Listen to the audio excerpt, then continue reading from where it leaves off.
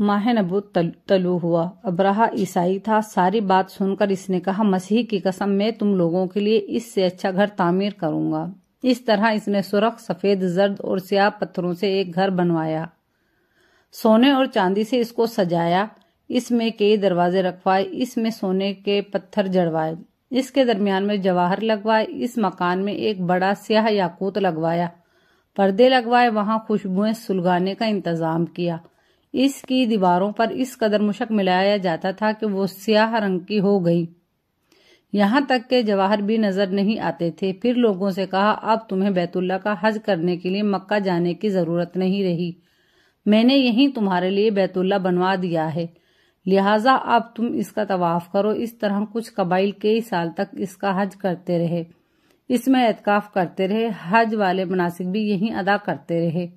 عرب کے شخص نفیل خشمی سے یہ بات برداشت نہ ہو سکی، وہ اس مصنوعی خانہ کعبہ کے خلاف دل ہی دل میں کڑتا رہا۔ آخر اس نے دل میں ٹھان لی کہ وہ ابرہہ کی اس عمارت کو گندا کر کے چھوڑ دے گا۔ پھر ایک رات اس نے چوری چھپے بہت سی گندگی اس میں ڈال دی۔ ابرہہ کو معلوم ہوا تو سخت غضبناک ہوا، کہنے لگا، یہ کارروائی کسی عرب نے اپنے کعبہ کے لیے کی ہے، میں اسے ڈھا دوں گا، اس کا ایک ایک پتھر توڑ دوں گا۔ اس نے شام و حبشہ کو یہ تفصیلات لکھ دی، اس سے درخواست کی کہ وہ اپنا ہاتھی بھیج دے۔ اس ہاتھی کا نام محمود تھا۔ یہ اس قدر بڑا تھا کہ اتنا بڑا ہاتھی روئے زمین پر دیکھنے میں نہیں آیا تھا۔ جب ہاتھی اس کے پاس پہنچ گیا تو وہ اپنی فوج لے کر نکلا اور مکہ کا رخ کیا۔ یہ لشکر جب مکہ کے قرب و جوار میں پہنچا تو ابرہہ نے فوج کو حکم دیا کہ ان لوگوں کے جانور لوٹ لیے جائیں۔ اس کے حکم پر فوجیوں نے جانور پکڑ لیے، ان میں عبد المطلب کے اونٹ بھی تھے۔ نفیل بھی اس لشکر میں ابرہہ کے ساتھ موجود تھا اور یہ عبد المطلب کا دوست تھا۔ عبد المطلب اس سے ملے، اونٹوں کے سلسلے میں بات کی۔ نفیل نے ابرہہ سے کہا، قریش کے سردار عبد المطلب ملنا چاہتے ہیں، یہ شخص تمام عرب کا سردار ہے، شرف و بزرگی اسے حاصل ہے، لوگوں میں اس کا بہت بڑا اثر ہے، لوگوں کو اچھے اچھے گھوڑے دیتا ہے، انہیں عطیات دیتا ہے، کھانا کھلاتا ہے۔ یہ گویا عبد المطلب کا تعارف تھا۔ ابرہہ نے انہیں ملاقات کے لیے بلا لیا۔ ابرہہ نے ان سے پوچھا، بتائیے آپ کیا چاہتے ہیں؟ انہوں نے جواب دیا، میں چاہتا ہوں میرے اونٹ مجھے واپس مل جائیں۔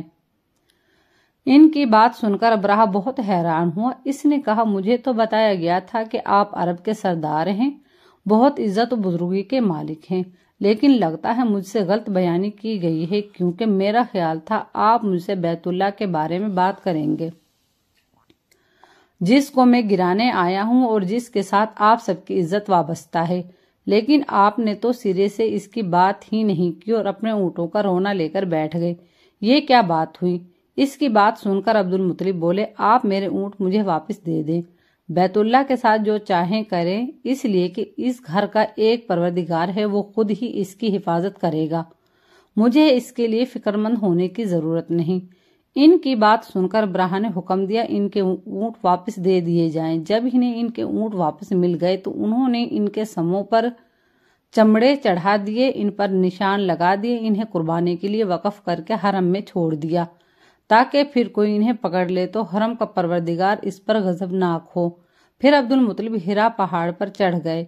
ان کے ساتھ ان کے کچھ دوست تھے۔ انہوں نے اللہ سے درخواست کی، اے اللہ، انسان اپنے سامان کی حفاظت کرتا ہے، تو اپنے سامان کی حفاظت کر۔ ادھر سے ابرہہ اپنا لشکر لے کر آگے بڑھا، وہ خود ہاتھی پر سوار لشکر کے درمیان موجود تھا۔ ایسے میں اس کے ہاتھی نے آگے بڑھنے سے انکار کر دیا، وہ زمین پر بیٹھ گیا۔ ہاتھی بانوں نے اسے اٹھانے کی کوشش کی لیکن وہ نہ اٹھا۔ انہوں نے اس کے سر پر ضربیں لگائیں، انکس چبوئے، مگر وہ کھڑا نہ ہوا۔ کچھ سوچ کر انہوں نے اس کا رخ یمن کی طرف کیا تو وہ فوراً اس طرف چلنے لگا۔ اس کا رخ پھر مکہ کی طرف کیا گیا تو پھر رک گیا۔ ہاتھی بانوں نے یہ تجربہ بار بار کیا۔ آخر ابرہہ نے حکم دیا، ہاتھی کو شراب پلائی جائے تاکہ نشے میں اسے کچھ ہوش نہ رہ جائے اور ہم اسے مکہ کی طرف آگے بڑھا سکیں۔ چنانچہ اسے شراب پلائی گئی لیکن اس پر اس کا بھی اثر نہ ہوا۔